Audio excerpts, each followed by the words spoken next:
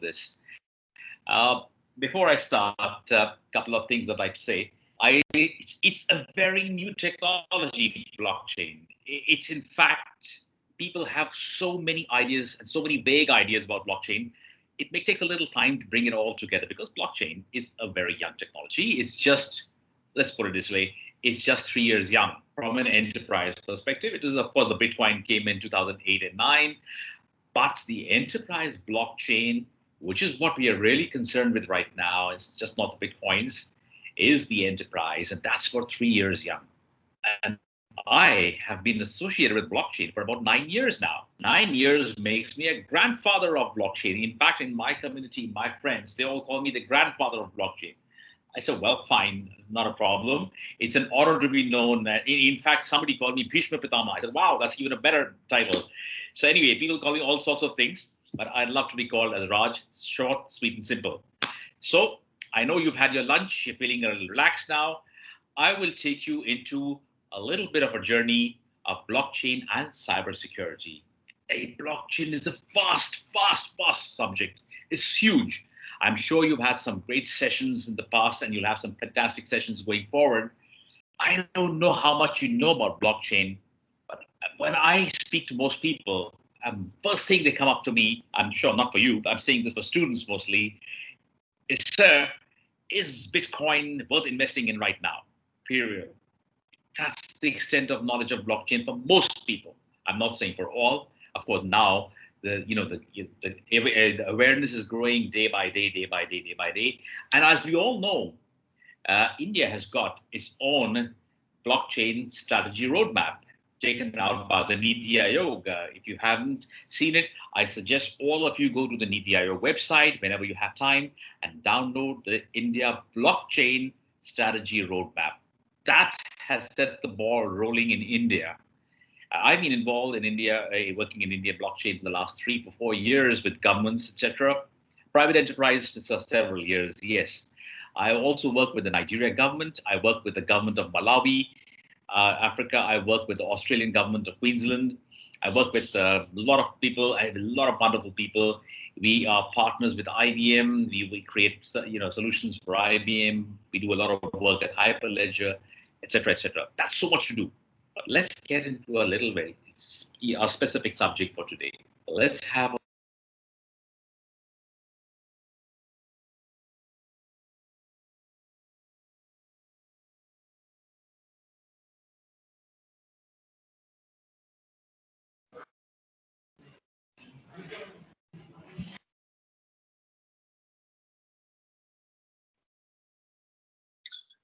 Sorry to interrupt, sir. You're on mute.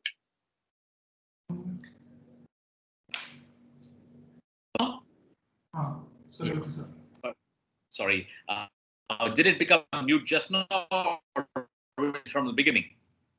All right. No, sir. Just for now only. 30 seconds.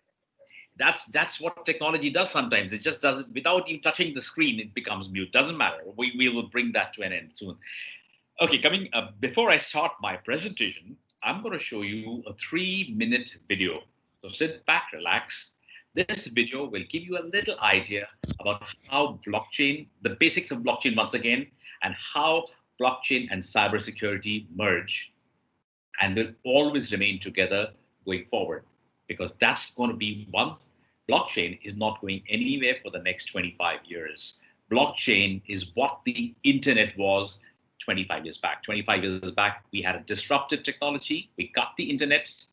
Today, we have the blockchain. And with the digital economy booming, there is no looking back. So sit back, relax. I know you've had lunch. Enjoy a little. Have a look at a little video. Then I'll show you my presentation, and we'll take it up from there. Okay? Here we go.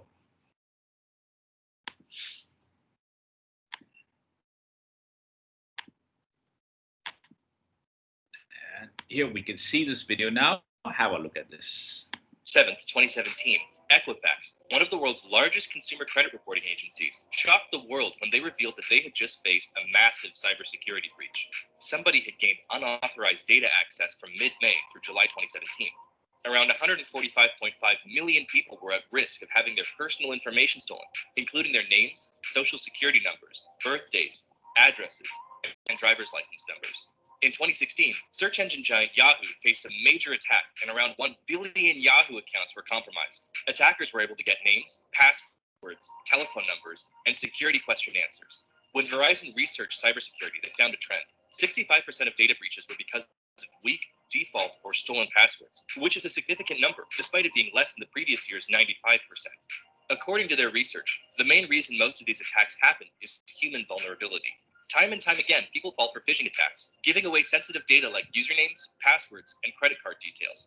If you want to know the true depth of the cybersecurity problem, then consider this. Cybercrime costs the global economy $400 billion annually.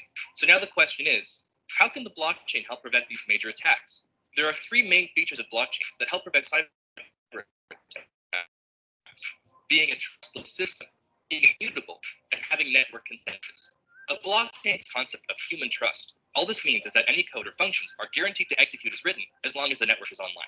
Blockchain networks are built in such a way that it assumes any individual node could attack it at any time. Consensus protocols like proof of work ensure that even if this happens, the network completes its functions as intended, regardless of human cheating or intervention.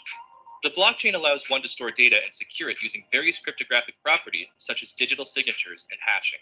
As soon as data enters a block in a blockchain, it cannot be tampered with. This is called immutability.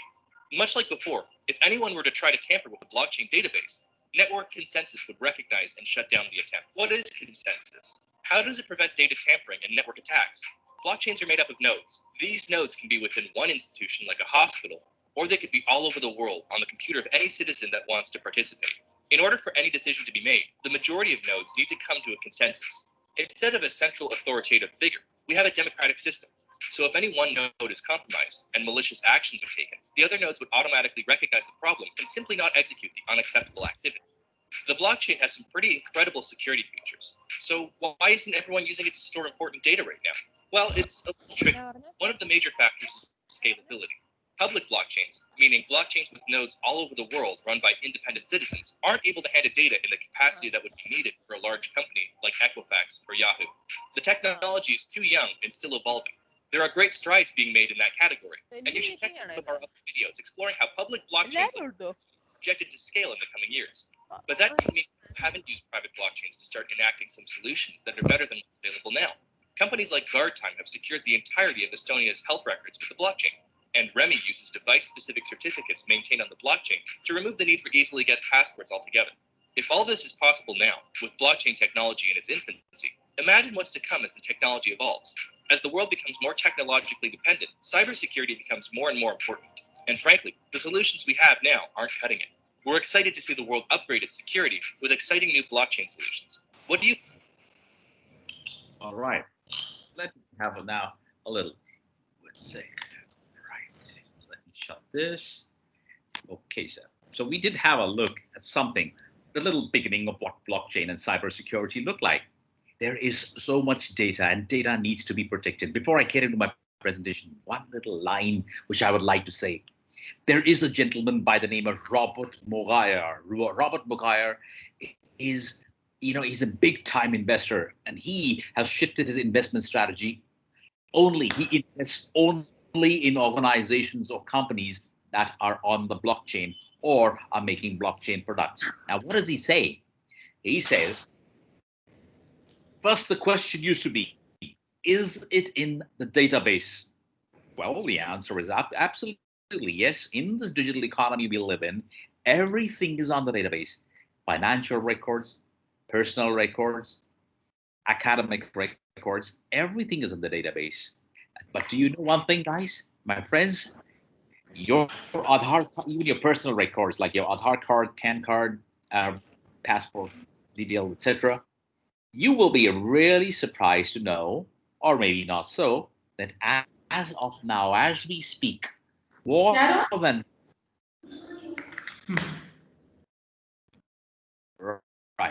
more than 550,000 marketing agencies have most of this information of ours. 550,000 marketing agencies in India have all these records. Most of them have your Aadhaar card, PAN card, phone number, email ID. You know that. You get your calls every day, all sorts of calls giving you loans, credits, oh, God knows what all. And there are so many phishing attacks on phone when people ask for your OTP numbers, OTPI, and all those things. Lots of things happening. We read them in the newspapers every day. And guess what? These are only a few of what are reported. There are so many more. So what's happening? Security is being compromised, and that needs to be addressed. As we saw, the pillars of blockchain clearly address this specific need. It is decentralized. That's the most important thing. It's part of a family of decentralized ledger technology known as the DLT. It's decentralized. First, it's immutable and it's time stamped. These three factors give it a factor known as trust. And in future, blockchain programming is also going to be called programmable trust. We will hear this word coming up very often over the next 5 years, friends. So that's something which we should be aware of. Now we've got a lot of data. Let me share now a little presentation. My presentation is going to be in such a way I'll share with you real world examples, real world use cases and case studies to explain to you how these two technologies are beautifully working together. It's not to say that blockchain has all the solutions or cybersecurity have all the solutions. These are evolving technologies and things will evolve as we go by. But this right now is such a wonderful combination that it is going to become the combination of the future in technologies. Let me share with you the presentation now. And if anyone has questions, please feel free to ask me after the presentation. I will definitely and very happily show you whatever there is to be shown. No worries. And with that, I share my screen and here we go. All right, friends, I'm sure you can see my screen and it says let's rethink cybersecurity through blockchain. Let's look at it from the eyes of blockchain, not from the eyes of cybersecurity. That's already there. Cybersecurity, great things are happening there. A lot of developments are there.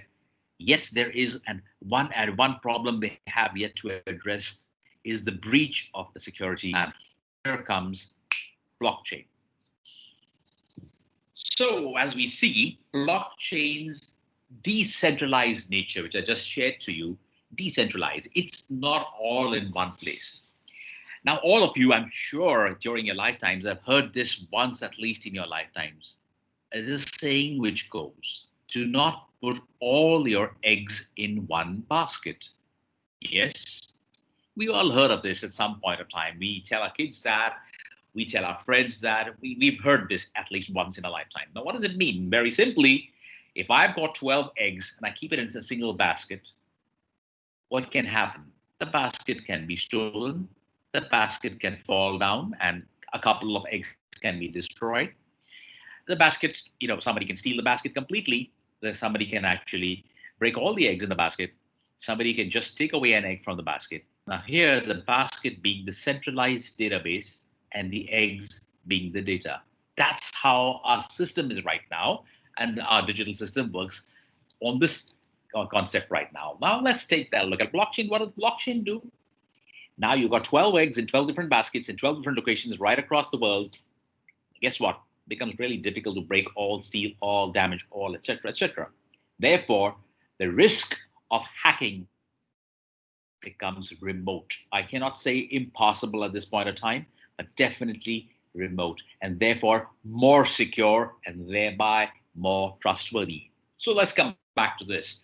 Blockchain's decentralized nature makes it the perfect technology for security, and decentralization is the key. You're spreading your risks. It's just like a diary. You can have many copies left everywhere, but the single diary was stolen, you still have other copies. So the ledger technology has virtually endless uses in everything from medical, financial data sharing, anti-money laundering, encrypted messaging platforms, and there are many, many more. I could go on, but that would be another webinar on its own. Let's get back into our cybersecurity one. So let's have a look at what Gartner and the Microsoft are talking about cybersecurity. Well, Gartner says the estimated market size is $170.4 billion in 2022. That's a big number. Do you also know that? That's not mentioned here. You know that the blockchain market, blockchain size of the blockchain market, $3 trillion by 2026. $3 trillion. That's blockchain. Let's come back to cybersecurity. Microsoft will invest more than $1 billion each year on cybersecurity. Yeah. Could you please have the mic on mute, please?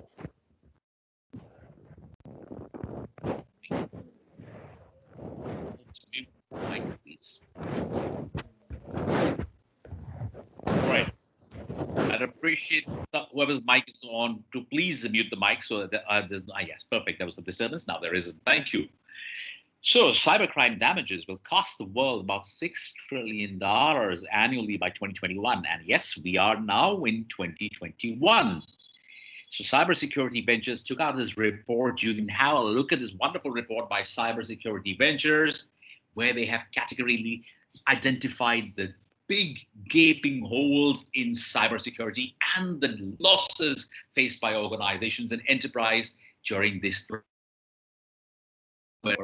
11 seconds now, up from 14 seconds in 2019. Now they are 11. What does it mean? The trend shows clearly we are now being attacked more frequently. We have got hackers who become smarter year on year on year. And look at the numbers, 11 seconds in 2021. Even as I've spoken for the last 10 minutes, he must have had about 100 attacks. Well, that isn't a very comforting thought. Right now, India may not be leading the pack in that. But guess what? We don't report as many attacks as we have. That's the big difference. A lot of us face cyber attacks almost every day. We know people around us who have faced, but guess what? Very few of us report it. Anyway, that's another story. Cybercrime is there. It's not going to go away because that's digital world, digital crime. Cybersecurity Ventures also goes out to say that the blockchain market will exceed 40 billion by 2025. Well, this was a year and a half back when they had actually put out this report. After that, Gartner has come up with a report, as I told you, is going to become $1 trillion, $3 trillion industry by 2026. Well, whether it is 40 billion or 3 trillion, the point is it's massive, and that's an opportunity for all of us. So institutional investors from hedge funds, equity, they all believe that blockchain will have the biggest impact on healthcare, financial services, and banking. Do we know that? Banking, it's so easy to, with the Bitcoin network or on the blockchain, it's very easy to transfer assets, money, everything without anybody in the middle. There's no middleman. There is no bank. There is no Visa card, MasterCard, nobody. And that's where blockchain is creating the biggest impact. JP Morgan in 2017 had called cryptocurrencies and blockchain a scam. 2021, it has one of the largest crypto holdings in the world and has invested billions of dollars in blockchain. That was a complete U-turn, a volte-face, so to speak. From 17 to 2020 actually, they completely changed the strategy when they understood what blockchain can do and how cybersecurity is being impacted. Let's have a look at that. They also said the study, 39% investors believe that blockchain will do to banking what the internet did to media. That is big. We all know how the internet changed media. Now, blockchain is going to do that to banking and many more sectors, not just banking. Let's have a look at, and now let's have a look at some of the major problems we've had in cybersecurity in the last few years. Why are we seeing this? We are trying to establish here that cybersecurity is vulnerable. Digital economy is vulnerable. And then I will get into how blockchain tries to address most of these issues. As I said, we cannot solve all problems. Blockchain cannot solve all problems. And it's an evolving technology over a period of the next few years. I'm sure it'll solve even more problems than it is solving now. But it's good to know what blockchain is doing right now. So We know that now 94% of malware is delivered via email. I'm sure we must have received emails saying that, oh, I can help you with the $500,000. Click on this link, or your credit card or debit card is invalid. Click on this link. Black. We even have, during the pandemic, we had so many phishing attacks where in which there were fake websites put up and phishing mails and send us your details and we will send you free COVID shields, COVID PPE gear, so on and so forth. People made use of every situation. So 94% of malware is delivered by email. When you click on it, the malware enters your system. After that, anything can happen. Anyways, phishing attacks account for more than 80% of reported security incidents. 80%. That's a lot. There are so many times we have heard of people saying, oh, excuse me, sir, your credit card is going to get blocked right now because you've not met the KYC requirements, etc., but I can help you activate it online, etc. And there you go. You give in some details. You maybe give in your CVV numbers. Some people are innocent enough. Some people are smarter who don't give it, but there are a lot of people who do give it. And here we go. 80% of them are frauds. I get caught into this fraud. Now, $17,700 is lost every minute due to phishing attacks. That's a lot of money. People don't earn this much money in the whole year as well. And here, every minute that is being lost. 60% of breaches involved vulnerabilities for which a patch was available but not applied. Well, cybersecurity guys are working around the clock to create patches and so that there is no penetration. But a lot of corporates, a lot of individuals, of course, individuals is difficult, but corporates fail to apply these patches. But these are some of them. Let's have a look at some more. 63% of companies said that their data was potentially compromised within the last 12 months to a hardware or silicon level security breach. That's a lot of companies. 63% of companies means a lot of companies. I personally know at least 100 companies in India which have had these issues and have never reported it. Never. You must have recently read Big Basket. Big Basket had its security breached. One of the leading payment gateways also had the security breached, and availability of data was there on the darknet for anyone to purchase. I'm sure all these organizations had invested heavily in cybersecurity and other protocols. But let's face it, guys, they failed.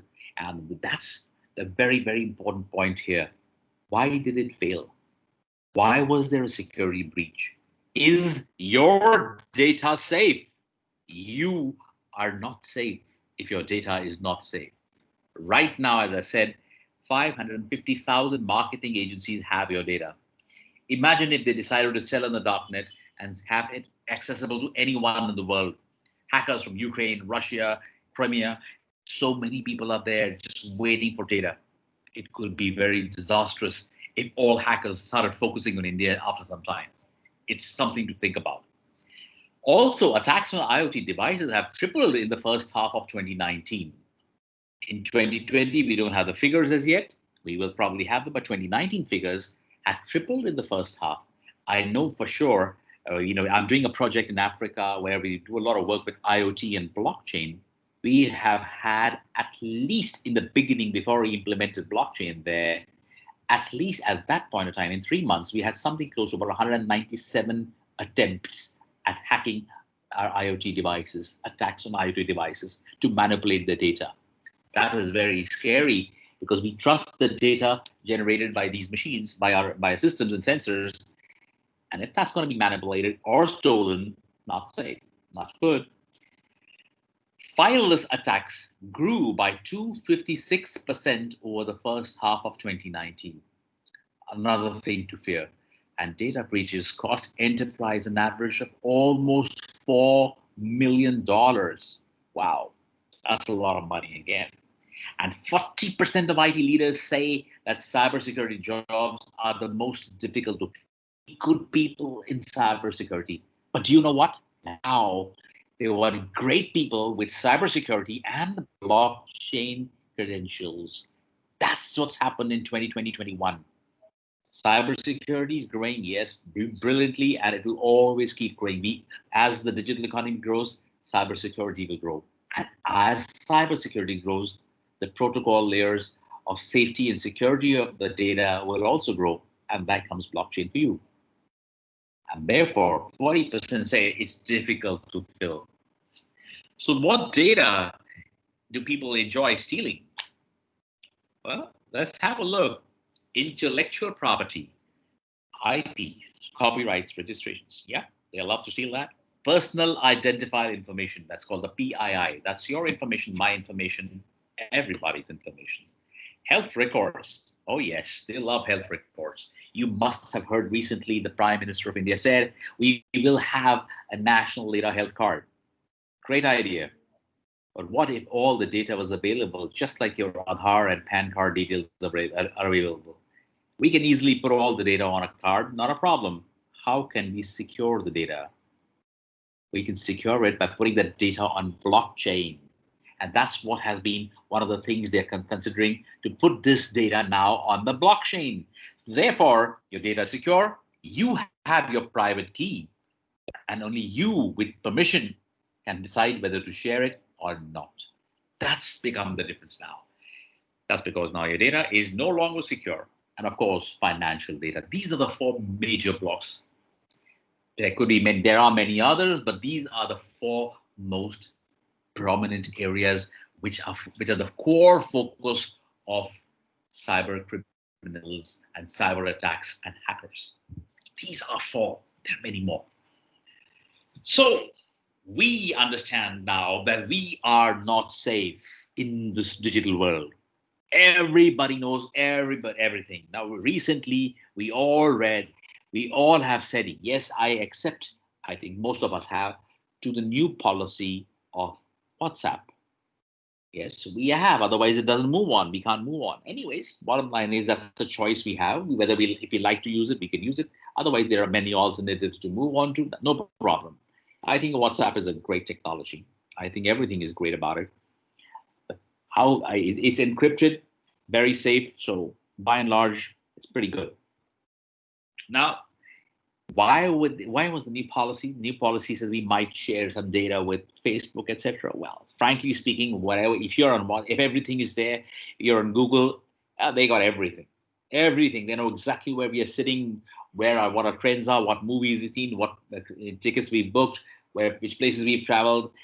They track everything. Everybody's right on the radar. Everybody knows where I'm sitting, where you're sitting. If we really go deep into it, we know that.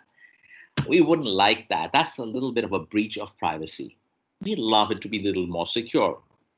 So instead of telling you too many technicalities of it, let me explain to you in a simple, beautiful format, and which I always say, let's understand the use cases. Where is it used? So we can connect, yeah, that's blockchain, that's cybersecurity, and that's the use. That's what we're going to do here.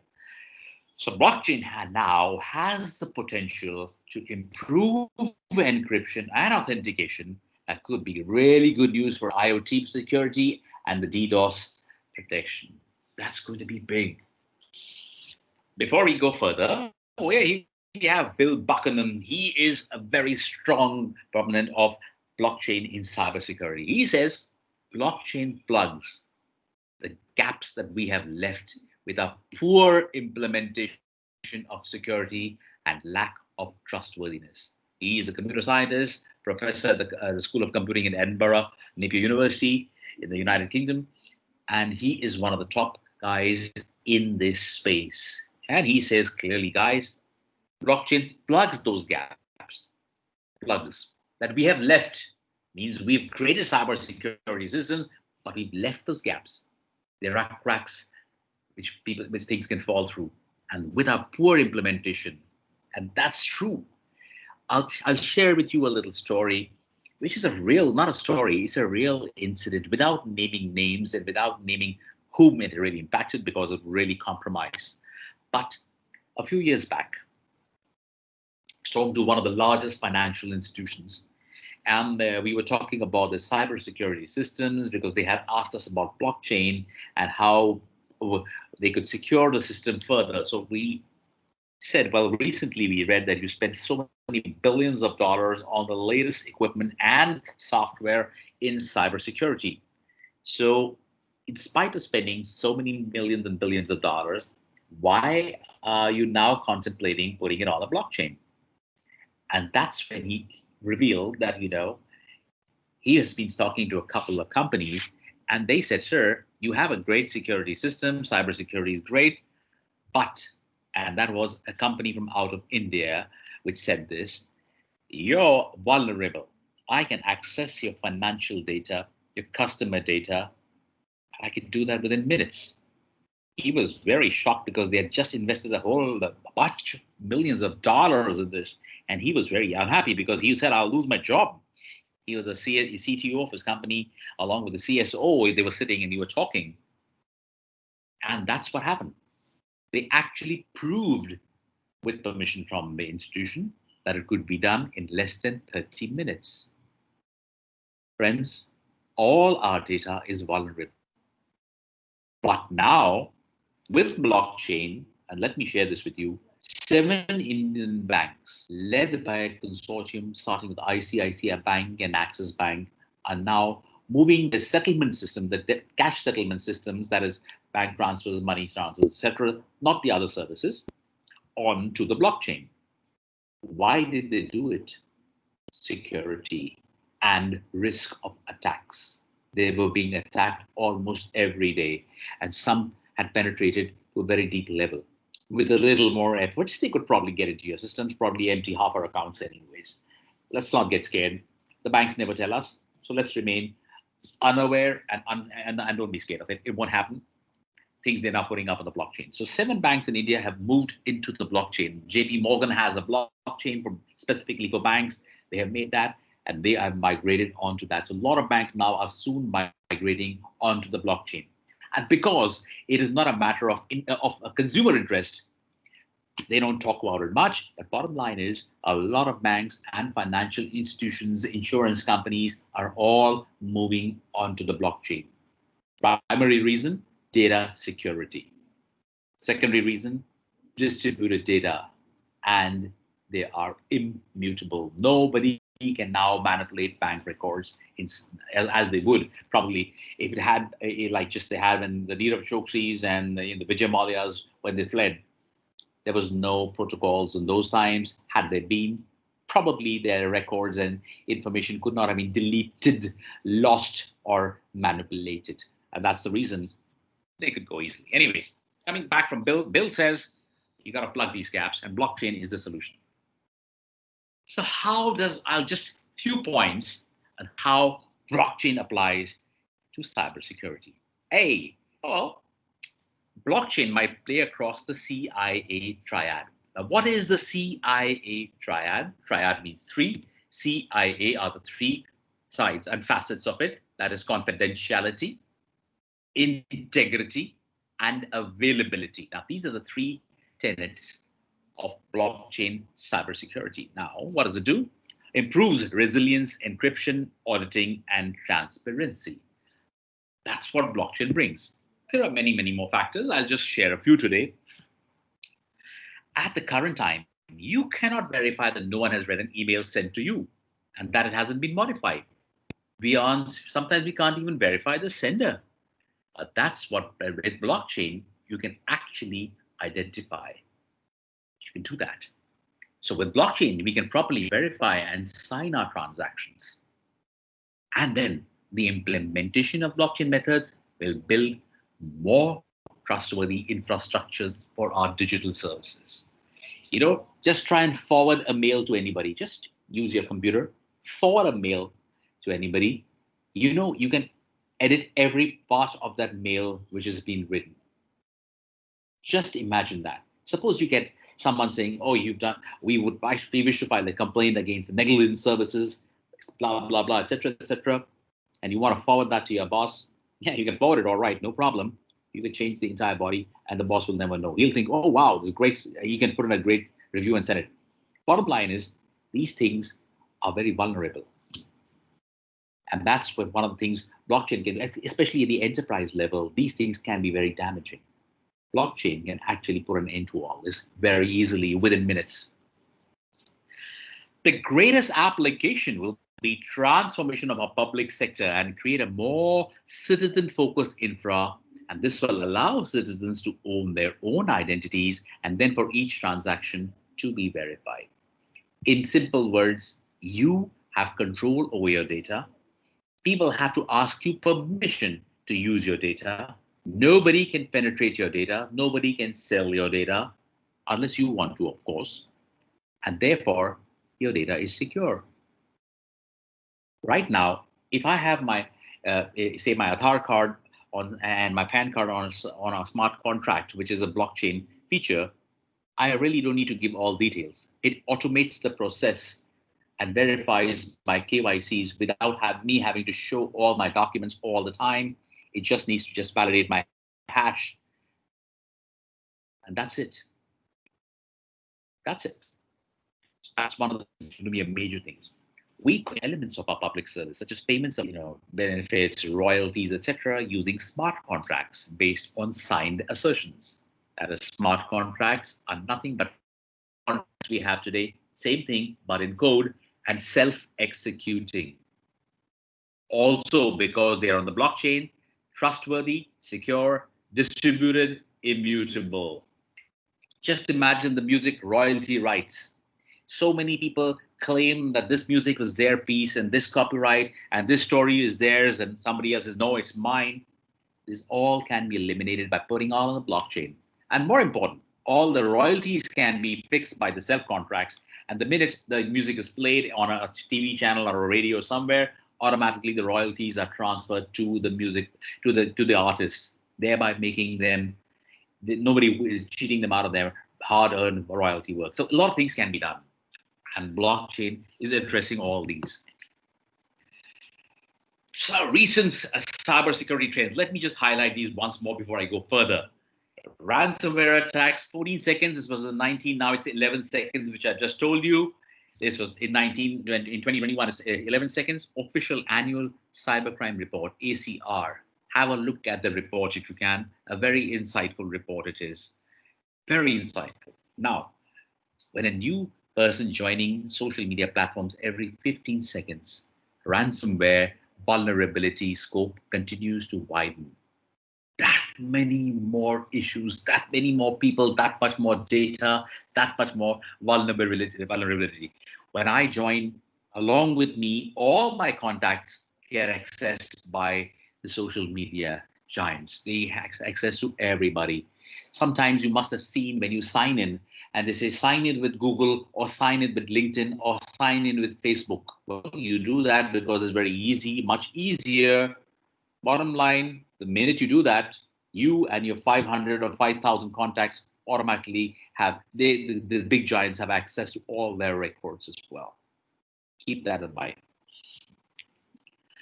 Small businesses are the main targets of cyber attacks because small businesses, they think, oh, nothing's going to happen to us. We are too small. And they don't invest anything in cybersecurity anyway. Or maybe they have a McAfee or Norton or something very basic. But they really think nothing's going to happen to me. But according to CyberNet, 2/3 of companies have experienced attacks of social engineering, incidents, phishing, etc. in the last 3 years are small businesses. They are the ones, because 13% of the cybercrime market is small businesses. Very easy to target. Very easy to target. If I get permissions, I can actually sit with a team of cyber hackers and get into almost everybody's websites and personal data. I can pull it out from there. It's not very difficult. We hardly invest in cybersecurity in India. We have our websites absolutely exposed. Even our Prime Minister's personal website was hacked some time back, a couple of months back. That speaks about how safe we are right now, as in terms of in this digital world. Another thing, as per Security Intelligence Report, the average cost of a data breach is about $4 million, which I said in the beginning. I'm repeating it here because it should be reiterated. It's a major loss. And on the contrary, the cost of hacking is almost insignificant. Frankly speaking, hardly any data, it takes nothing. with cyber attack tools now available in the dark web for as low as $1. You go to the dark web, you will get not only if you don't want to do the cyber, you'll get people who'll hack for you. You can hire them. There was a time when we used to hire people to bump off our competitors and adversaries. That's gone. You don't need to do that. You just need to have a cyber criminal take care of that. He will take away your data, your money, or whatever you want, your assets, and you'll still be there. It's very scary. Just $1. That's about it. That's $1. That's what you get. Anyway, because more alarming that it takes an average of 5 minutes to hack an IoT device. Wow. That means your smartphone too. That means a lot of other devices. It just takes an average of 5 minutes. Very scary. My idea is not to scare you. The idea is to inform you. And as there are problems, there are always solutions. So from the darkness of what we see, let's have a look at some of the most implemented use cases. When I say most implemented, there are lots and lots of use cases. I've shortlisted a few of them out here. I've identified 6 major problems which it solves, and that is primary problems, issues, and 6 secondary issues. All are equally important. It's just for the sake of this discussion, I've divided into primary and secondary. Now, let us have a look at some of them. These are broad-based, and I will dive into each of them as we go forward. Securing edge devices with authentication. Now, this is where blockchain is playing a very critical role. These are the first 6 which I'm showing you are where blockchain is playing the most critical role, and the next ones are the ones which now blockchain is being used effectively after the first 6 have been proven as a proof of concept. So the first one, securing edge devices with authentication. The second is the improved confidentiality and data integrity. I've discussed this. The integrity of the data is much more verified because it is decentralized, it is time-stamped, and most important, it is immutable. It cannot be manipulated, changed. Nothing can be done to that now. So these are the first 2. Then we're securing private messaging.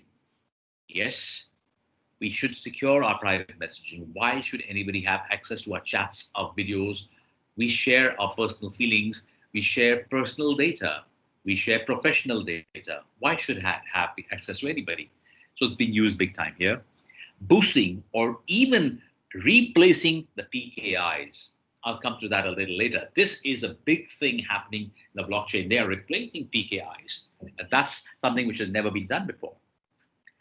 Also, blockchain is creating a safer DNS and reduced DDoS or DOS attacks also.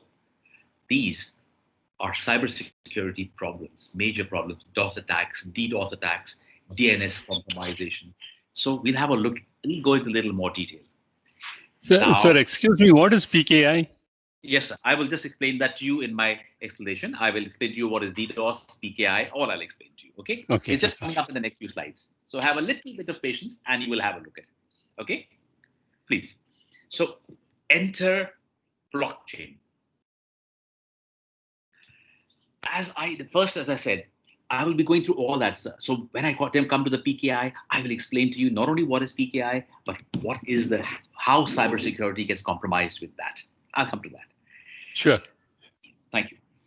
It's just coming, so just 3-4 slides. Okay. So as IT focus from smart edge devices with data connectivity, the network extensions are good for IT efficiency, but cloud, data centers, all of them are vulnerable. All these are called edge devices. Do we know that most of our data is not even stored in our country? It is stored offshore in large data farms, cloud farms outside the country. Frankly speaking, you have no control over your data, or I have no control over my data. But it's good for cloud and data centers, but it's also a security challenge for CISOs and chief information officers and chief information security officers and the wider businesses. So many ways of using blockchain. Many organizations are using blockchain to secure, especially their IoT and industrial IoT devices, given that the technology strengthens authentication, improves data attribution and flow, and aids record management. When we secure this, when we have a lot of IoT data being generated, how do we analyze it? Our data analytics can go wrong. The big data can be compromised. Blockchain puts at least an end to this problem. There are two examples. We have a company called Zage Security, which launched in 2017 and is preparing its tamper-proof blockchain platform to distribute private data and authentication at a scale across a network of devices. In short, it means using this platform, our IoT devices, which includes our smartphones and many other devices, will become much more secure. I won't name some of the brands, but some of the brands which we've been using have started using this as well. Otherwise, your phone data is as vulnerable as any. It's just maybe a 3-minute job for a hacker to get all your phone data and your contacts out. Then there is this Isle of Man. Isle of Man is in the United Kingdom. It's a country. It's a small country, part of UK. They have taken a different route. They're testing blockchain technology to see if it can prevent IoT devices from compromise. And now, this was in 2018-19, 1920, they have actually implemented this for all their IoT devices. So one is the biggest problem we are solving is securing edge devices with authentication. The authentication, the security of the transactions, the data is now with blockchain. Coming forward. Second, well, let's improve confidentiality and data integrity. Now we know that blockchain implementations address data confidentiality and access control challenges. Clearly a critical challenge in an age when data can be manipulated or spoofed, and I have seen every day how it can be done. Scary. Whether it is bank data, there are banks willfully doing it, there are financial institutions willfully doing it, there are governments willfully doing it, there are people, individuals, corporates willfully doing this. Now, but with full encryption of blockchain, the data assured that data will not be accessible to unauthorized parties while in transit. When you're transferring assets from one place to another, that's where it is most vulnerable. With blockchain, it's going to stop this. So it's going to be no MITM attacks, that is man-in-the-middle attacks, because one of the focus points of blockchain, or let's say the pillars of blockchain, is peer-to-peer transfer. No middleman, no third parties. The lesser the number of people involved, the more secure our data. Blockchain improves confidentiality and data integrity. Let's see how a couple of companies are doing it. IBM is doing it now in a big way.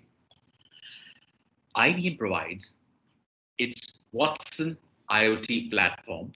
It's called the Watson IoT platform, named after one of the gentlemen, the scientists who created it, with an option to manage IoT data in a private blockchain ledger, which is integrated in Big Blue's core cloud services. Big Blue is IBM, by the way, and in their cloud services, they have integrated layers of blockchain to bring in more security, and that's data integrity. That's a very big thing. That's why IBM is the leader in blockchain services. Ericsson also, as their blockchain data integrity service, provides fully auditable, compliant, and trustworthy data to app developers working on the GE's Predix Pass platform. Now, these are platforms. Bottom line, what are they doing?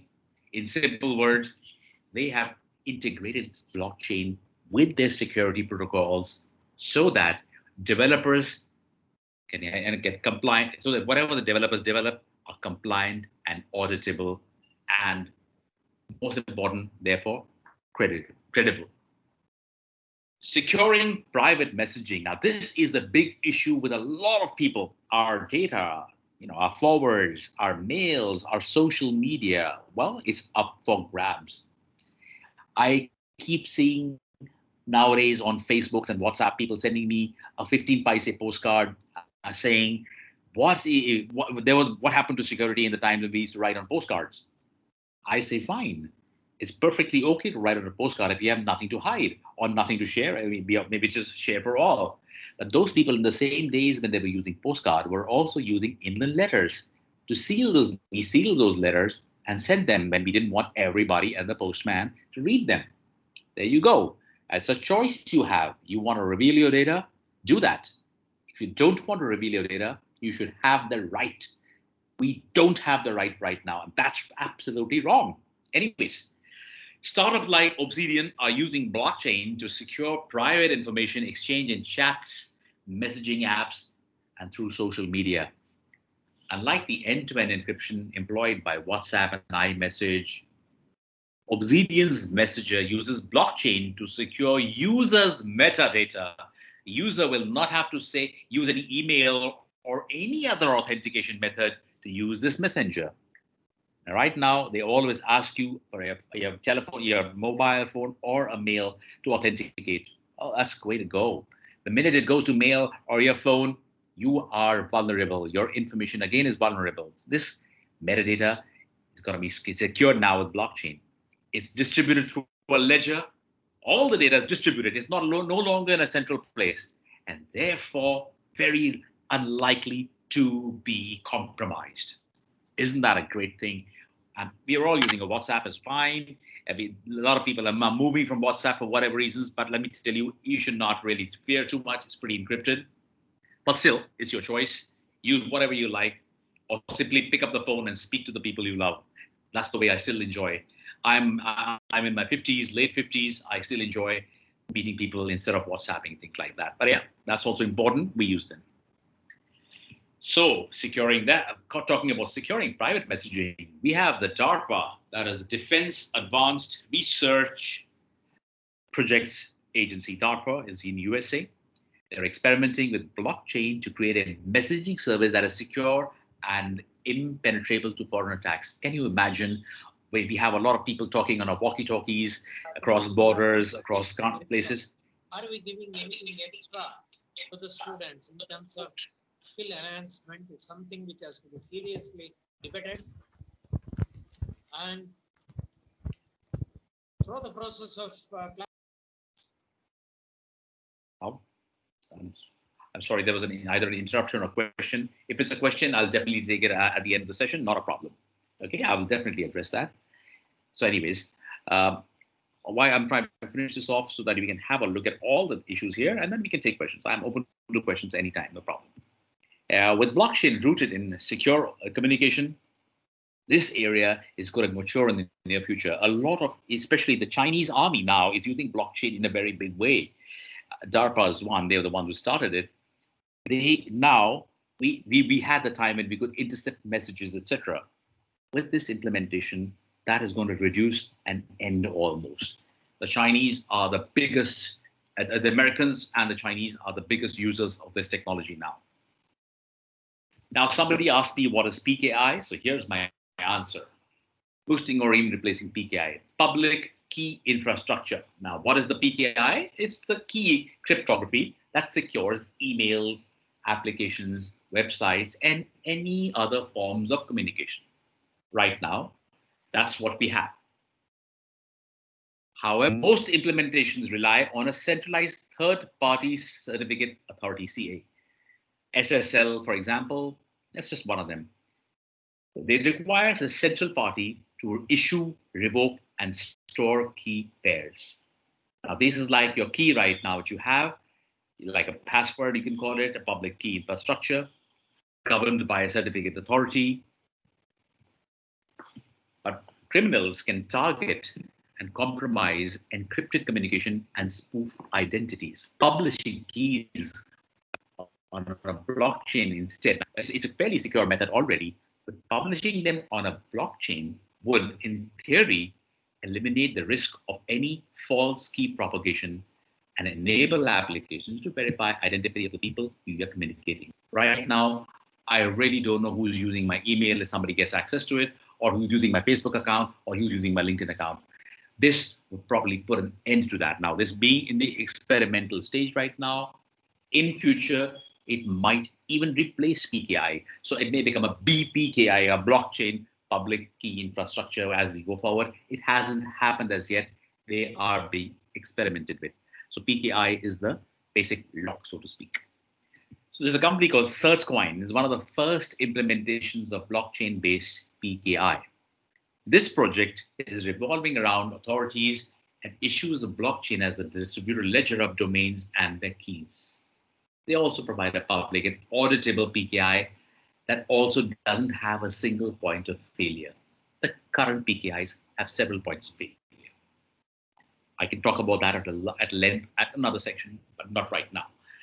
A startup called Remy has given each device its own SSL certificate based on the blockchain. Now that's the big difference. We all have SSL certification, but with our MME's technology, it's based on the blockchain, therefore making your SSL certification very, very safe. Now, when you see, when you open a website, you can see sometimes right in the URL whether it is a safe site or not. You can click on it and check whether it's safe or not. There's a little icon on the side, and sometimes there's no icon. That means not very safe. Anyways, coming back, while there's another company called Formcore has published a blueprint for a blockchain-based PKI that uses blockchains to store hashes of issued and revoked certificates. We still have a big problem with PKI. When certificates are revoked, we can still use them. For the blockchain, we cannot use them. They are, once it's on the record that they're gone, they're gone. All your cookies, etc., all can be rehashed and worked on. These companies like Remy, Formcore, they have made a blueprint for PKIs. And what is PKI?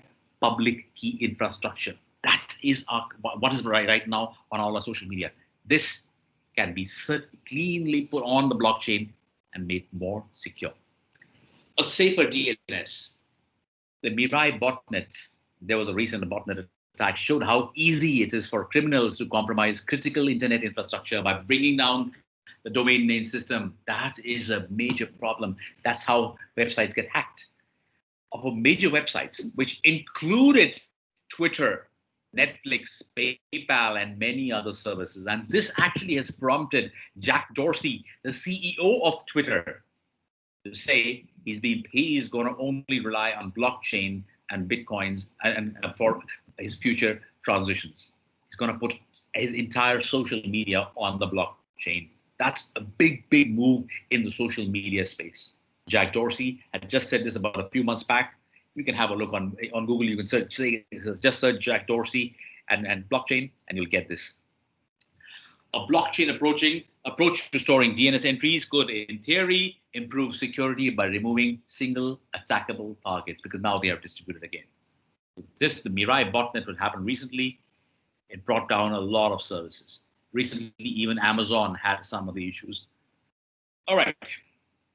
We also talk about another one. Nebulous is a new project also in the blockchain and cyberspace, exploring the concept of a distributed DNS that never fails under a deluge of access requests. We have seen when there is an overload of number of requests on a website, it crashes. So Nebulous has used the Ethereum blockchain and the interplanetary file system, also known as the IPTS, as an alternative to HTTP to register and resolve domain names. Slowly and steadily, we will find a lot of web domains moving on to IPFS from HTTP.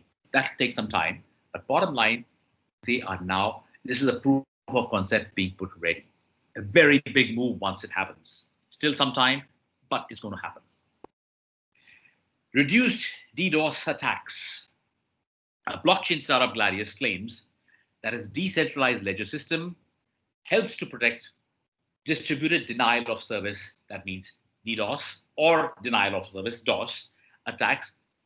A claim, especially when attacks are rising and above 100 Gbps. That's really fast. What is the keyword here? Decentralized ledger system, blockchain.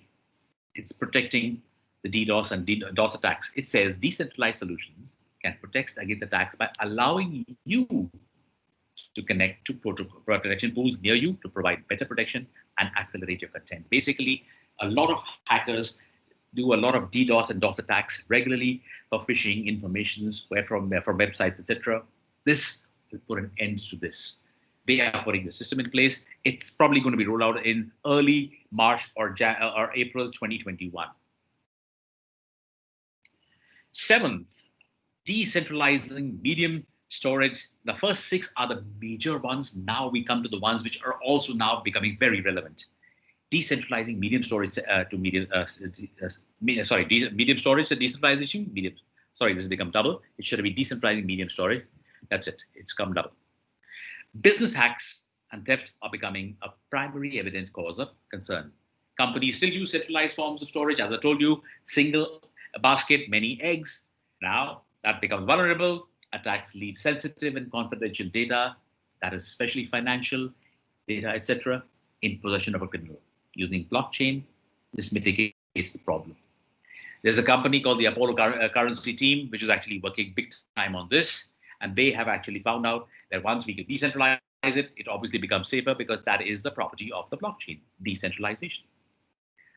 Provenance of computer software. Now, blockchain can be used to ensure the integrity of software downloads to prevent foreign intrusion. We have seen and been warned many times, do not download unsafe applications. Just as the MD5 hashes are utilized, that is for downloading, etc., or giving permissions, blockchains can be applied to verify activities such as firmware, updates, installer, and patches. Now, blockchain can verify the organization, its firmware, its compliances, installers, the patches it has created, and thereby preventing you from downloading malicious malware or apps that are going to harm your systems or steal your data. That's a very big thing. Noni, I won't go through the whole thing, but that's in the long and short of this. 9, the verification of cyber physical infrastructures.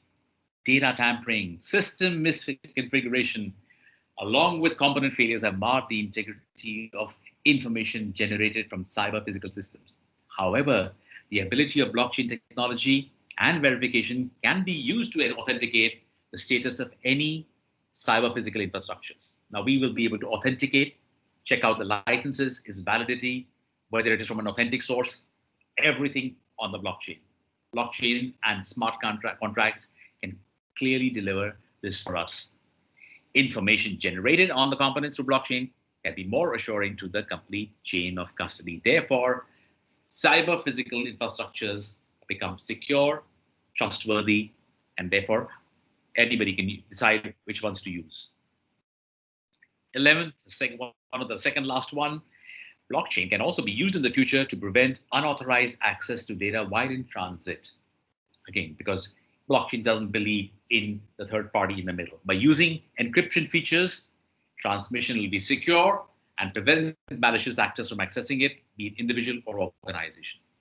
This will increase in the confidence and the integrity of data, and therefore the huge gap in the inefficient communication channels such as mails will be plugged. The data transmission is going to be another phase. And finally, the diminished human safety adversity caused by cyber attacks. That's a little important. I'm going to stress on this a little. Thanks to innovative technologies, we've recently the rollout of unmanned military equipment and public transformation. Tesla is a classic example of that. These vehicles and weapons are possible thanks to the internet that facilitates transfer of data from sensors to the remote control databases. This is very important because that's going to be the future. A lot of things are going to become remote like this. However, hackers have been on the job to break and gain access to networks such as the car area network can. When tapped into this, networks offer complete control to vital automotive functions of the hackers. They can control, like for example, a missile can be controlled, a tank's movement or a vehicle's movement can be controlled. That is dangerous. As even though technology makes things easier and we have driverless cars and unmanned vehicles and drones, here is the risk, the car area network. So how do we secure this? Well, it could be dangerous for us. If you're using a driverless car which suddenly drives into you, it's going to be really dangerous. So such occurrences would have a direct impact, yes, but through data verification conducted on blockchain, this will be prevented in the future. And it is being done now. In fact, Tesla is using many blockchain applications to address a lot of its issues. That's where this is playing another very large role now. It has just started. Another few months, it'll be in big swing. I'll round this up with a couple of very companies which are using blockchain big time into this. All we've heard of them. Mobile Coin is using blockchain. I'll also share with you what is the industry impact it's creating. It's got an easy to use crypto business, which isn't, it's basically the company's crypto replaces third-party transaction vendors and keeps all data between two peers encrypted. The boosted level of security helps companies like this keep transparent record in a public sphere, where transparency is important. And therefore, Mobile Coin is designing the product to be easily integrated with WhatsApp, Facebook Messenger, and Signal. We've heard Signal in lots of conversations recently. And who's behind it? It's Mobile Coin. They are creating in the backend systems. Even for WhatsApp and Facebook, we are all using at least one of these right now, if not all. We have a company called Javi.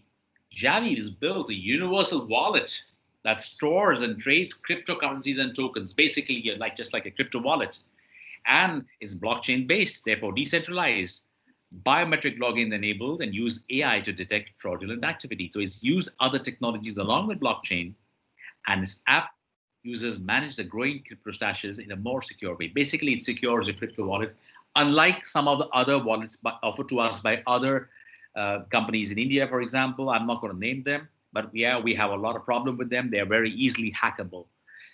Well, the impact has been, well, its token sale, I mean, they're now going to sell their own tokens or currencies on November 1, is going to be used to expand. So they're using their own currency to expand. That is the confidence they have in their own wallet. So that's Javi for you. Coinbase, using how is it using in cybersecurity? It's again, the Coinbase is an exchange for users to buy and sell digital currencies, cryptos, bitcoins, altcoins, Ethereums, Ripple, whatever. Users can trade everything. And this runs entirely on encryption. It stores wallets, passwords in the secure database and requires employees to undergo a rigorous background check, all to ensure that our crypto is safe. The impact has been more than 20 million people use Coinbase, and so far it has processed more than $150 billion in trades. This is only possible when you have a digital currency, not fiat currency, and that too on a secure system where people can trust the system. Santander is using blockchain in cybersecurity. It is the first bank in the UK. Now, we heard about cybersecurity platforms. Now let's talk about another area, another space, the banking space. They used blockchain to securitize their international payment service. It's one of the largest banks in the US now, with over 1.74 trillion in assets. The blockchains enables customers to securely pay between interbank accounts in Europe and South America. Now, in partnership with Ripple, OnePayFX is now live in Spain, UK, Poland, and Brazil. Now, I'm not saying we can't do all these now. It's just become more secure. We can do our bank transfers. We can do interbank transfers, different bank transfers, any transfers. But it has rolled out the most secure platform in terms everything is encrypted. Even if it is by chance, if it is hacked, everything will be encrypted. Nobody will be able to unencrypt it or decode it because it is on the blockchain. So the bank is piloting a blockchain-based shareholding voting mechanism also, through which decentralized votes are incorruptible in real time. That's another thing which they are doing, is using this also for voting systems. Another bank, Founders Bank, aims to be the world's first decentralized bank. Now, instead of being owned by a central authority, the bank will be owned by purchasers of its token-based equity. So it's offering cryptos. Company will employ decentralized storage methods, an extensive public ledger system, and encryption methods to make sure cryptocurrencies are traded and stored securely.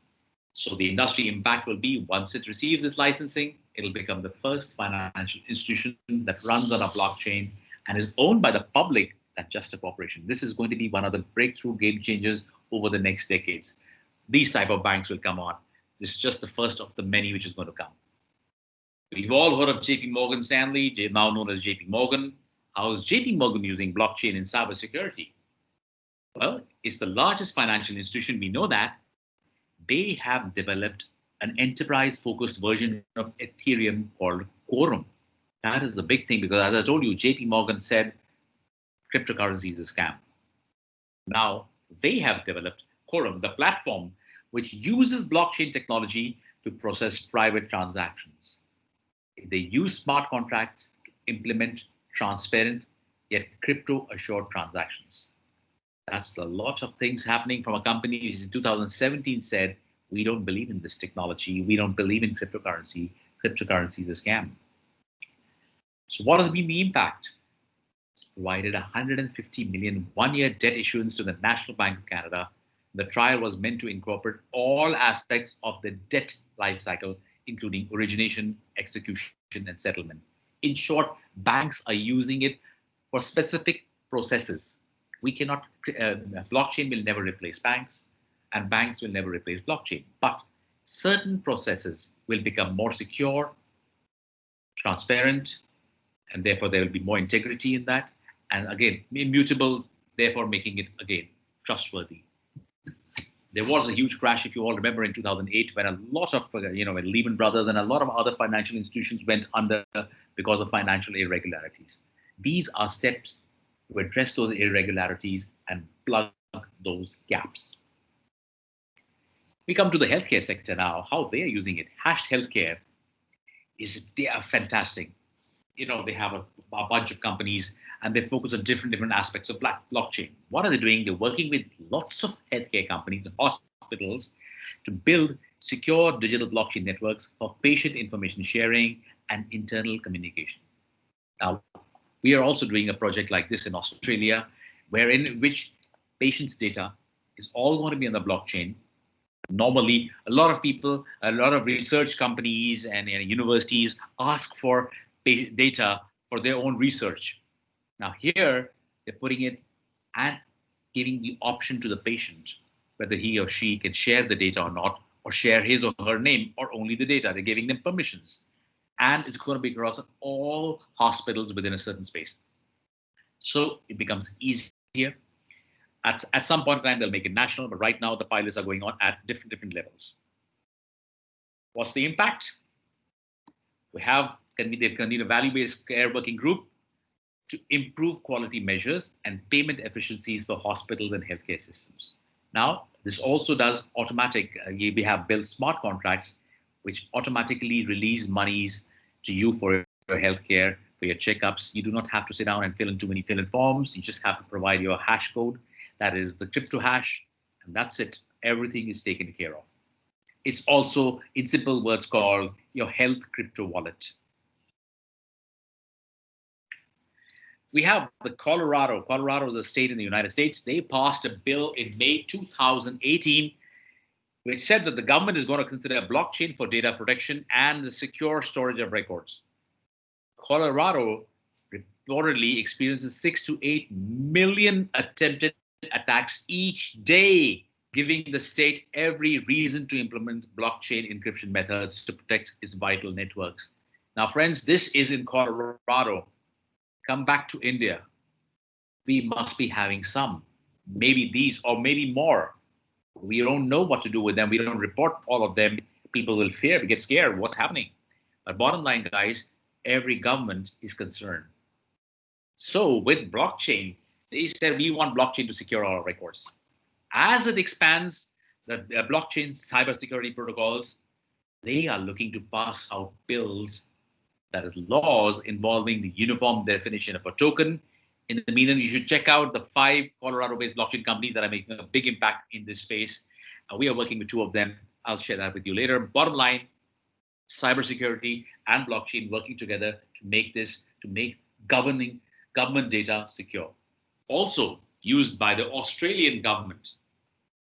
The Australian government has actually a job maker agenda where they are actually We are working with the Australian government for training people in blockchain simply to address their shortage and shortfall of jobs over the next 5 years, which is part of Scott Morrison's job maker agenda. So the Australian government, what are they doing? The country recently prioritized the development of a cybersecurity network that runs on DLT, that's distributed ledger technology stroke blockchain. His network is now in the early stages of implementation, and now it's going to become the most beautiful asset for them. 5 years from now, they want most of the financial systems on the blockchain at least. Industry impact, they partnered with IBM to create a government blockchain ecosystem for storing government documents. And the federal government hopes it will be seen as a model for other governments going forward. This is going to be a game changer in the future. The government's adopting blockchain for securing government data. We also, I just mentioned in the beginning, DARPA also, the US Army, I mentioned this, so I'll go forward. And the Chinese Army, this is interesting, we should know because they are our neighbors, and we keep hearing a lot of things what they're doing, but this is scary for us as well, and we must do something about it. What are they doing? The Chinese military views blockchain as a way to improve efficiency and defend against foreign adversities that attempt to tamper with or delete vital government and military information. So what have they done? They put everything on the blockchain, including all the communication systems, their transmission systems, purchases, army purchases, everything is got onto the blockchain. The Chinese armies, you cannot penetrate their systems at all. Hackers have been trying, very, very difficult or almost impossible. Armies and governments should use blockchain for better security, better than to actually pad up their cybersecurity systems. So although the Chinese have been less than specific, we all know that China doesn't share everything about certain projects. China's government and military are looking into blockchain cybersecurity to protect everything from intelligence to information between officials. They have created their own something like messenger you could call, which is completely encrypted on the blockchain. That is for communication between people, between armies and soldiers and the generals, etc., captains. We have Lockheed Martin, the first defense contractor to implement blockchain into the protocol. What are they putting it up? Putting on the supply chain, complete supply chain of Lockheed Martin would be on blockchain. It's in the early stages right now. It's about to finish by the end of this year. All their weapons, all the equipment, weapons, the diagrams, warranties, licenses, vendors, everything is going to go on the blockchain. Making it, because weapons, the diagrams, etc., can be stolen, data can be stolen. All this is going to be on the blockchain so that nobody will be able to replicate and steal and replicate at least. They could do it in their own ways, but not steal and replicate. Cisco, we all know Cisco. Also, they're putting a lot of their system and IoT products on the blockchain. They believe, and that's correctly so, blockchain pairs well with IoT devices because ledger technology eliminates single points of failure. That's very critical in IoT, and then secures data through encryption. They've already worked on a complex supply chain called Flex, and they're establishing blockchain networks beautifully. Cisco is now almost completely, in the next 2 years, will be blockchain compliant, and they'll work with cybersecurity closely, especially in all their IoT products. And finally, we have this thing, we have a company called Filament. It creates software for, again, IoT devices. That's been a very big area of focus for blockchain and cybersecurity. That's the IoT, because that data there's a lot of data and very easily compromisable. So the company's hardware installs right into the IoT devices and provides centralized cybersecurity infrastructure.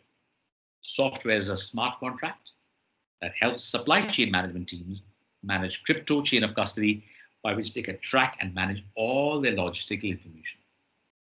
Their Blocklet USB unleashes several different blockchain communication tracing and protection tools at one time, and easy to install just by inserting a USB. They have put it onto the hardware, so it becomes much easier for people to use it. Some people don't want to download, some people don't download the upgrades, etc. A USB, easier to put in. And in conclusion, I want to say one thing here. We've seen a lot of use cases, a lot of things happening in blockchain.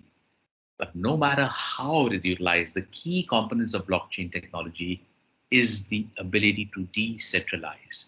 No longer putting all your eggs in one basket. And this feature removes a single target point and can be compromised. And as a result, it becomes almost impossible to penetrate systems or sites whose access control, data storage, and network traffic are no longer in a single location. It's as simple as that. If you have all your money in a single bank and your bank shuts down, that's a little bit of a problem till it opens again or till something is resolved. But you have different accounts, three, four different banks, all of them distributed, easier to all won't close down together. It's the same concept. There is no different concept from there. Therefore, blockchain may be one of the most efficient mitigation strategies for cyber threats in the coming days. Nevertheless, blockchain, just as with any other technologies, has a lot of startup challenges as it undergoes the process of growth. Just like anything else, we do have challenges. There are issues which are still to be addressed. However, what it has really done beautifully, as it says in the beginning, decentralized the data, decentralized. Also, it has made it immutable. Now, no more manipulations, no more actually making any changes. There was an article which came in Forbes recently, which said, we won't trust anything unless it's on the blockchain. That's a very big emphatic statement. And why did they say, why was the statement come? Because once systems and processes are on the blockchain, they bring out the trust factor because of the the major pillars of blockchain. One of the key things also I'd like to say is I have always been an advocate of putting the voting system on the blockchain. In fact, few months back, the Election Commission toyed and considered the idea of putting some of the processes on the blockchain in some areas and test it out. We don't know whether it happens or not. Be aware, this is growing. And that's going to be because we need them to be secure, the systems to be secure. So cybersecurity and blockchain are being contemplated by the Election Commission for voting in the not immediate future, but in the near future anyways at some point of time. As a proof of concept, we actually put that as a voting process, which happens in, say, a Rotarian club of that particular area to see how we can put and show them how blockchain and cybersecurity work in tandem to create the most secure system in voting also. So as we can see, friends, we've seen so many different we've seen healthcare, we've seen the banking sector, we've seen the e-commerce sectors, all of the blockchain. Yeah. Blockchain and cybersecurity are partners for life now, and they're not going anywhere. With that, thank you very much for listening in. It's a vast subject. I know it's just, I've touched upon the basics today. We could do lots more. The bottom line, that's blockchain and cybersecurity. Like Jay and Viru from Sholay or Karan Arjun was what we call them. They are going to be together. Thank you, guys. Thank you for listening in. And if you have any questions, I'm happy to take it from you right now.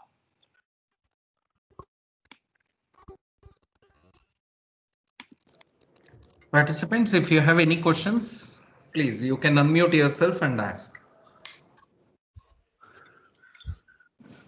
Hello, sir. Actually, in the election, the voting in the last year's election was done through blockchain. Actually, in one or two states, it was implemented, and the participants voted actually through the blockchain system only.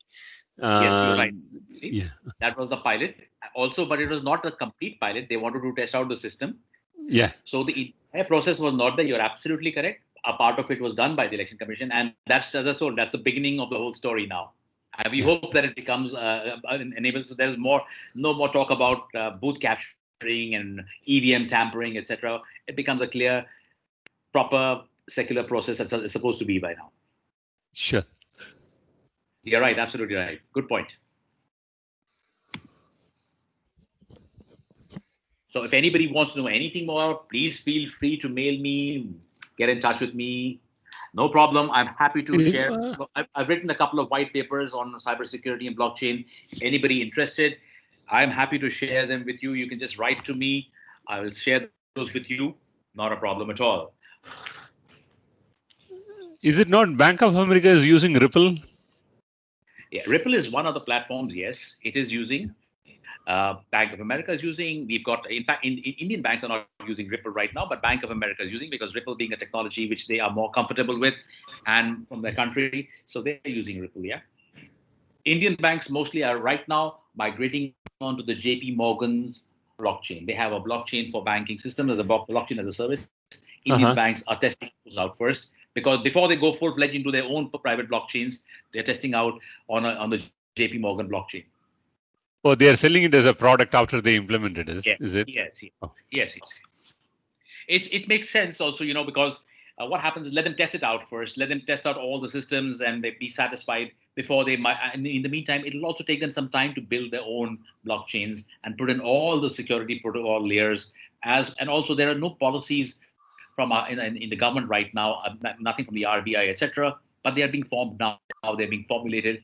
Once that SOPs come in place, the compliances come in place, it'll be a better place to be in. In the meantime, this JP Morgan's is compliant, and banking are moving some of their systems, especially the digital settlement systems, onto the blockchain. Okay. Anybody in fact, else? Right now, as I'm in Goa, we are putting up a simulated system in the center of excellence out here, in which we are actually, cybersecurity is also part of it, for that matter, because you need to test it with cybersecurity. Whereas the security system is concerned, we are doing a lot of work in the supply chain. We are using the supply chain. We are working on charities. Now, charities, for example, on the blockchain, crowdfunding on the blockchain. So there are so many ways. I'll give you an example. I won't name the people, but I was in Africa talking to the senior leaders of the IMF, International Monetary Fund, and the World Bank, etc. They fund a lot of money in Africa. I'm doing a lot of work in Africa myself. So when they said, listen, Raj, we are not sure what happens in these places. We don't know where the money we put in for the education systems or the development or community, it actually goes to the right places. So they said, let's put this on the blockchain. One of the things now is they're saying all monies which are going to be meted out now for anything, even to India for that matter, in some time, is going to be, they said, you've got to put it on the blockchain. We don't want reports from KPMG. We want things to be on the blockchain, so it becomes verifiable, traceable, and therefore trustworthy. There are so many. I can go on and on. But I'll take a break here. Yeah. Anybody else? We have a couple of things in the chat requesting video and PPT. I'm sure you will get it from here. I'm sure that will be taken care of. If you want the email ID, feel free. I'm sure they'll be shared as well. That's not blockchain controlled, so you can share that, not a problem. India Blockchain Alliance is where I am. We've set up this blockchain alliance to bring about a revolution. We want to make India the cradle of blockchain in India. That's what we've done. We are right now working with a lot of colleges. We are working with a lot of governments, not only in India, outside India, everywhere. We want to bring it a holistic system out here. You don't want to become living in silos. We believe that blockchain has got the ability to become it is a frontier technology, not just a technology that eases business processes and makes things simpler, but actually has the power to have a socio-economic impact for a nation. I'm doing about 11 projects with the government right now in India at different levels. And we are doing in Malawi, a country like Malawi, very small country in Africa. They have hired me to be, I'm doing the entire renewable and solar energy system I'm putting on the blockchain. We're working with the Queensland government to make solar paver blocks with IoT, which can power entire airports. Those solar blocks are unbreakable, no glass, and recyclable, and all on the blockchain, right from production till the time they are laid out, till how much energy is produced and stored, everything on the blockchain. So that's a very huge project.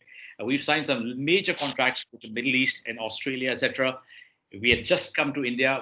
Let's hope the Indians also look at it from, renewable energy is very important, and blockchain plays a very important role in how to distribute the energy properly, because each generation of that is put on the blockchain, so we can share with states that don't have, we can share with states which have lesser production, so on and so forth. So there are so many uses. I can go on and talk about every damn thing on blockchain. All I have will become gray, so I will not do that. I will allow you to ask me any more questions if you have. Or, sir, may you send your papers for a reference? Anita, absolutely. We have everybody right here. Yeah, I'm sure sir will send it to you. Please share, and if you need anything from me, please take it from me. I have written a couple of papers on cybersecurity and blockchain. I have written about 37 different papers on on supply chain, cybersecurity, manufacturing, whatever. Feel free to ask me. No problem at all. Knowledge is for sharing. It's to be decentralized, not centralized here. It's got to go all over the show. Sir, I am Shushmita Bandyopadhyay, Dr. Shushmita Bandyopadhyay from the University of Burdwan, West Bengal. I just want to tell you that if I'm just seeking your help.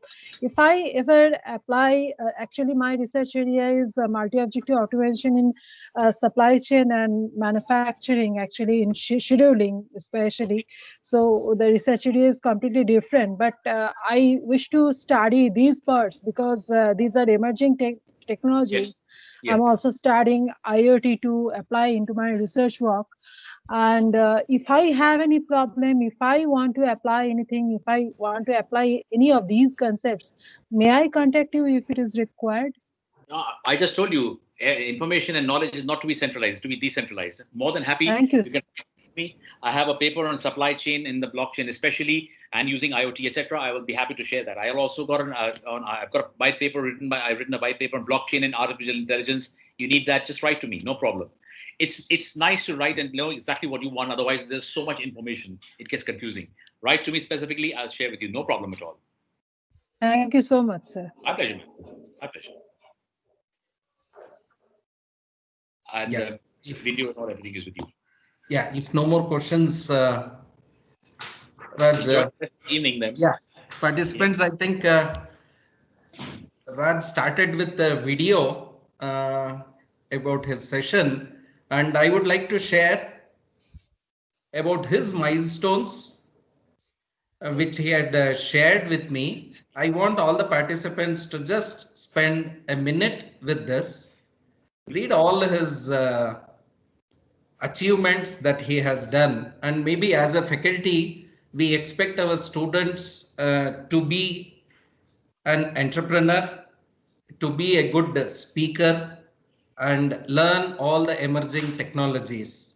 Yes. Maybe this 1.5 hours that we spent with Raj, we had lot of takeaways, which we learned all this, how exactly we should present the emerging technologies, what is there for research scholars, or where we can make our students work with all these blockchain related technologies. I hope all participants will agree with me. And the last but not the least, I would like to appreciate the time management that Mr. Raj has done. Please look at the time. He started at 2:30 and we had given him 1 hour 30 minutes. Exactly at 4 o'clock, he concluded the session. This shows how we have to manage our time, which is very, very important. Maybe as a faculty, Raj, I learned a lot. These are the takeaways that I had, not only the blockchain, what we are looking for. Maybe as a participant today, these are my takeaways, to be frank. How exactly we had to plan our sessions, how we should make sure that the participants will sit for the session, because this is another one which you have taken from 2:30 to 4. Which all are these problems which we face with our students, and to engage them for 1.5 hours where they won't go and listen to what you are talking. This was really a fantastic session that you had given, and thank you from JSS Academy of Technical Education, the Department of Computer Science. We all thank you for accepting our invitation. Just I had sent one message to him, and without any second thought, he just said, please go ahead and block the date and time. And thank you very much for sparing your time. We understand how much engaged you are with all this. Still, you have spent this time with us. Thank you very much for. Okay. Naveen, before I go, one little, somebody sent a message. Now we know 3 names in blockchain: Satoshi Nakamoto, Vitalik Buterin, that is the founder of Ethereum, and my name is Raj sir. Now I'll just share something of Satoshi Nakamoto for you. Do you actually know? We all know that there was no Satoshi Nakamoto. It's a myth, but also a lot of people believe that Satoshi comes from Samsung and Toshiba. Toshi, Nakamichi Corporation, Naka, and Motorola. Satoshi Nakamoto. That's the common belief in people in the enterprise blockchain.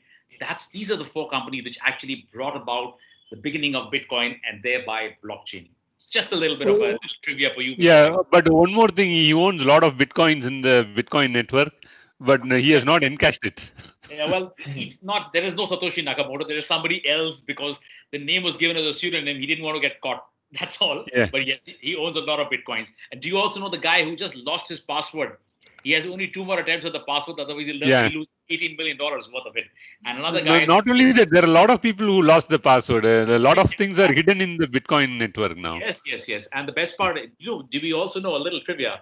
60% of crypto mining is done in China. Unfortunately, India doesn't have it. I'm setting up a crypto mining in Maharashtra with a college. I'm setting a crypto mining farm for them in India based on solar and renewable energy because crypto mining consumes a lot of energy, and bringing in technologies from Australia to mine faster with quantum computing, etc.